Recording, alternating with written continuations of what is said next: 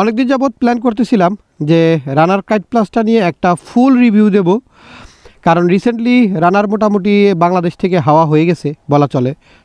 তো এখন কথা হচ্ছে যে বাইকটা পাওয়া যাচ্ছে অ্যাভেলেবেল, এখনও বিভিন্ন মানে শোরুমগুলোতে পাওয়া যাচ্ছে।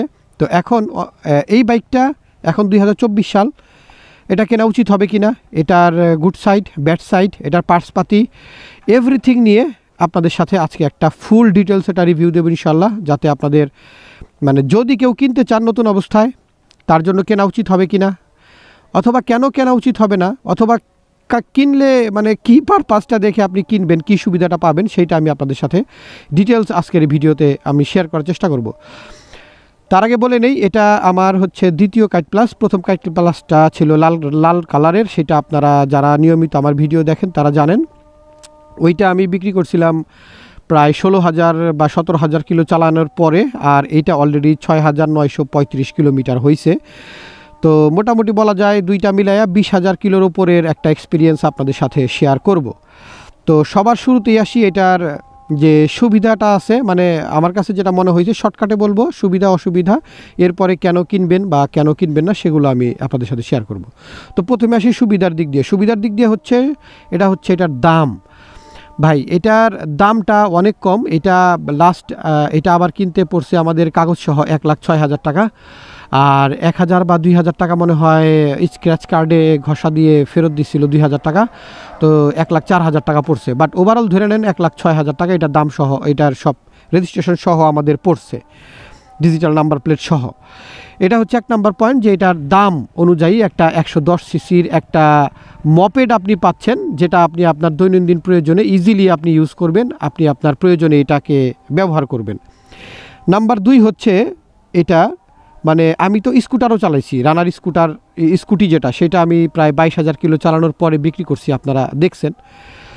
এবং মোটরসাইকেলও চালাইছি, এইটাও চালাইছি। ভাই এইটার মধ্যে একটা মজা হচ্ছে যে এইটা আপনি চাইলে অটো চালাইতে পারেন, এটা চাইলে আপনি ম্যানুয়ালি চালাইতে পারেন। অর্থাৎ আপনি রানার স্কুটির মতো আপনি স্কুটারের মতোও চালাইবেন, আবার যদি মনে করেন না আমি ম্যানুয়ালি চালাবো, ম্যানুয়ালি চালাতে পারেন।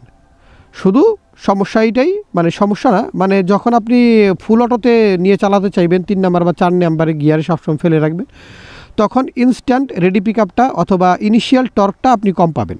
এছাড়া আপনি চাইলে এটা ফুল ম্যানুয়ালি মোটরসাইকেলের মতো চালাতে পারবেন, আবার স্কুটারের মতো চালাতে পারবেন। 3 নাম্বারে হচ্ছে যে যারা নতুন চালক, নতুন, সে স্কুটার কিনবে না, আবার দেখা যায় মোটরসাইকেলও তার ভয় লাগে, তারা এইটা খুব ইজিলি এটা নিতে পারেন। কারণ হচ্ছে ওই যে বললাম যে আপনি ধরেন কোনো জ্যামের মধ্যে, ভিড়ভাড় রাস্তার মধ্যে যখন আপনি এটা চালাবেন, আপনি 2 নাম্বার গিয়ারে পড়ে রয়েছে থাক, 3 নাম্বার গিয়ারে পড়ে রয়েছে থাক, আপনার কোনো প্যারা নাই, কোনো ক্লাচ নাই, গিয়ার চেঞ্জের কোনো প্যারা নাই, মানে অ্যাজ লাইক স্কুটার।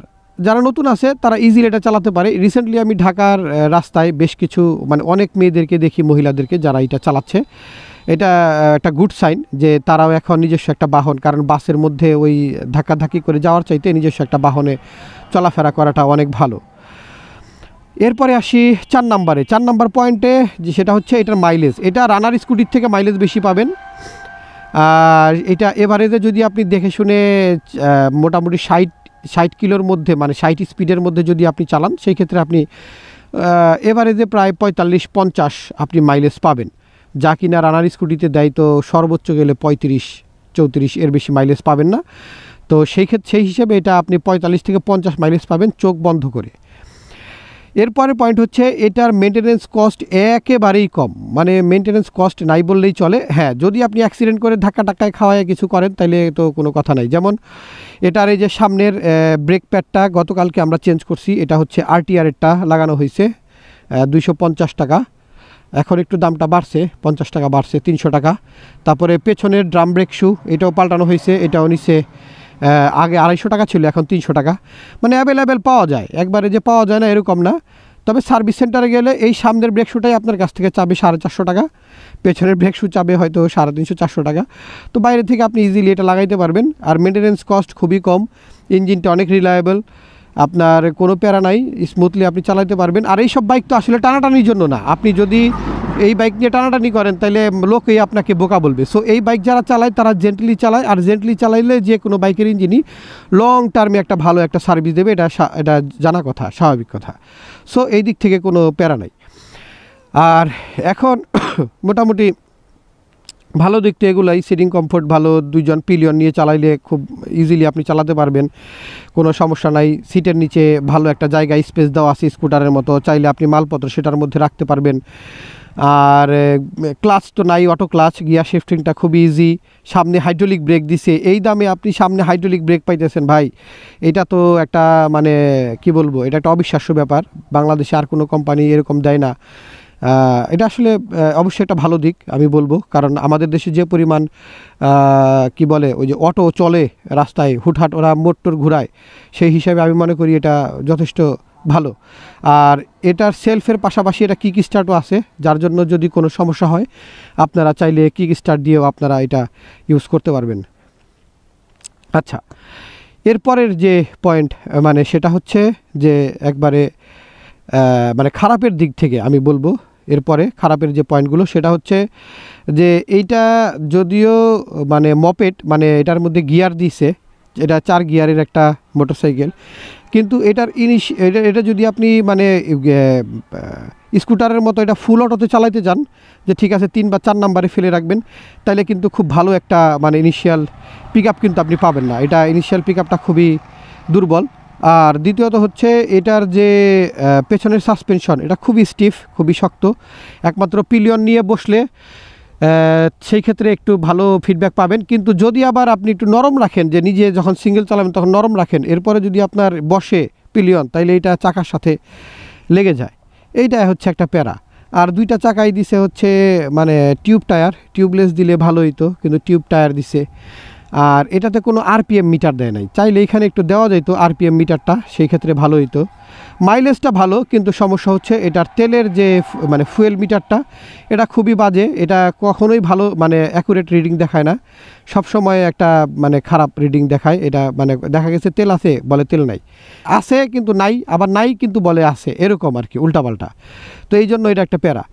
দ্বিতীয়ত হচ্ছে যে এটার এই যে প্যানেলগুলা, এই প্যানেলগুলার যে জয়েন্টগুলো আছে, এই জয়েন্টগুলা মানে খুব একটা সুবিধার না। আপনার দেখা গেল যে মোটামুটি যদি কোথাও আপনি ফেলে টেলে না দেন, অ্যাক্সিডেন্ট না করেন, সেই ক্ষেত্রে আপনি 110% আপনি খুব ভালো একটা ফিডব্যাক পাবেন। কিন্তু যদি কোনো কারণে একবার এই বডি প্যানেলগুলা যদি একবার আপনি খোলেন, এরপরে আপনি যতই মানে পুরো কোম্পানির কাছ থেকে ফিরা লাগাই নিয়ে আসেন না কেন, সেই আগের মতো ফিনিশিংটা আর আপনি এটার মধ্যে পাবেন না। মানে এটা একবারে একটা মানে মহাপ্যারাদায়ক একটা ব্যাপার আমার কাছে মনে হয়েছে, যে খুবই বাজে অবস্থা। যে একবার যদি আপনি খুলেন, যেমন আমরা এটা খুলি নাই এই জন্য ভালো আছে, কিন্তু আমার আগেরটার মধ্যে 2-3 বার খুলছিলাম সার্ভিসের জন্য, মানে শেষ ফিনিশ।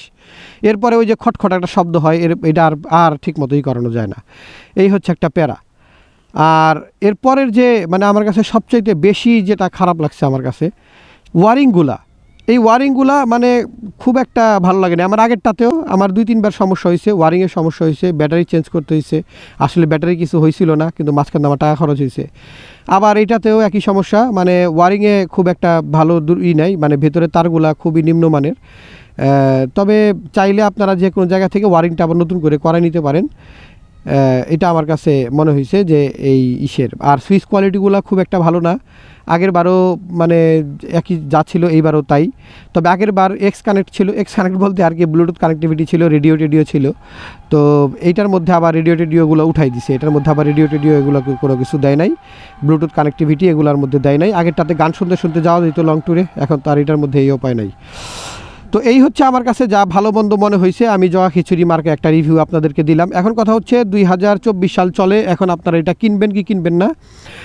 মোট কথা হচ্ছে যদি আপনার বাজেট কম থাকে এবং আপনি একটা স্কুটার মতো একটা জিনিস চান আর কি, স্কুটারের মতো, বা আপনি এরকম একটা বাইক চান, মানে দাম কম আর কি, যেটা আপনি চাইলে মানে অটো ক্লাচ আছে, এটার কোনো গিয়ার চেঞ্জের প্যারা নাই, ভিড়ভাটের মধ্যে চালানোর প্যারা নাই, কোনো ঝামেলা নাই, এটা ইজিলি চালাতে পারবেন। অফিস আদালতে যাওয়ার জন্য আপনি নর্মালি একটা বাইক দরকার, হ্যাঁ চাইলে এটা দিয়েও আপনি, বাংলাদেশে অনেকে আছে এটা দিয়ে অনেক ট্যুর দিচ্ছে, সাজেক পর্যন্ত গেছে, সো ওইটা নিয়ে আমি বলছি না, বাট দৈনন্দিন প্রয়োজনে আপনার একটা বাইক দরকার এবং সেটা 1,05,000, 10,000-এর মধ্যে, সেই ক্ষেত্রে আপনি এটা নিতে পারেন যদি ফিচার অনুযায়ী নেন। যদি আপনি 1,10,000-এর মধ্যে চান, তাইলে আপনি অন্য কোনো কোম্পানির বাংলাদেশে আছে কিনা আমি জানি না, মনে হয় কারো নাই। এটা 1,06,000-7,000-এর মধ্যে বা 10,000-এর মধ্যে আপনি পেয়ে যাবেন নাম্বার সহ। অন্য কোনো কোম্পানি মনে হয় না বাংলাদেশে দিবে। দামের কারণে এটা আপনি নিতে পারেন 1। 2 নাম্বার হচ্ছে এই দামের মধ্যে আপনি সেফটি ফিচার হিসেবে সামনে আপনি হাইড্রোলিক ব্রেক পাবেন। 3, এটাতে আপনি অটো ক্লাচ পাবেন, মানে ক্লাচের কোনো প্যারা নাই, এই সুবিধাটা পাবেন। 4 হচ্ছে মাইলেজটা ভালো পাবেন। সো এই সব দিক চিন্তা ভাবনা কইরা যদি আপনি মনে করেন যে আপনার একটা নিজস্ব একটা বাহন দরকার, নিশ্চিন্তে চোখ বন্ধ করে নিতে পারেন। এখন কথা হচ্ছে না নেওয়ার পিছনে কারণ কি? না নেওয়ার পিছনে কারণ হচ্ছে আপনি যদি এইটা লং টাইম চালান তাহলে স্বাভাবিক একটা বাইক চালালে কিন্তু আপনি অনেক কিছু বুঝে ফেলবেন বাইকের।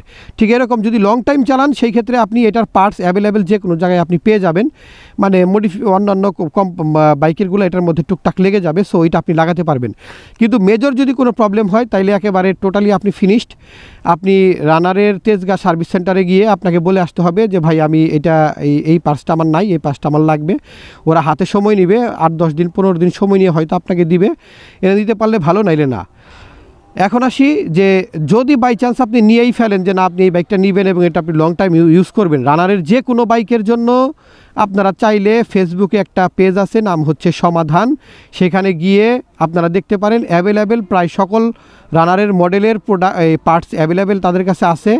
যদি কোনো কারণে কোনো পার্টস না থাকে আপনারা তাদেরকে মেসেজে জানাই দিলে তারা সরাসরি সেটা চায়না থেকে ইম্পোর্ট করে এনে আপনাদেরকে দিবে।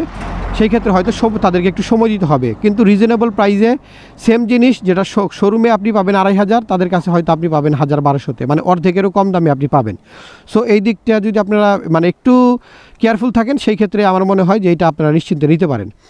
সো এই হচ্ছে আমার পার্সোনাল ওপিনিয়ন। যদি রানারের উপরে ডিপেন্ড করে, মানে রানার কোম্পানি বা রানার শোরুমের উপরে ডিপেন্ড করে যদি আপনারা নিতে চান সেই ক্ষেত্রে এটা ভ্যালু ফর মানি হবে না। মানে আপনি 2 দিন পর তখন চিল্লাপাল্লা করবেন যে আরে কী কিনলাম, মানে কোনো সার্ভিস নাই, কিছু নাই, খালি ইঞ্জিন অয়েল ড্রেন দিয়ে দেয় আর কোনো সার্ভিস দেয় না।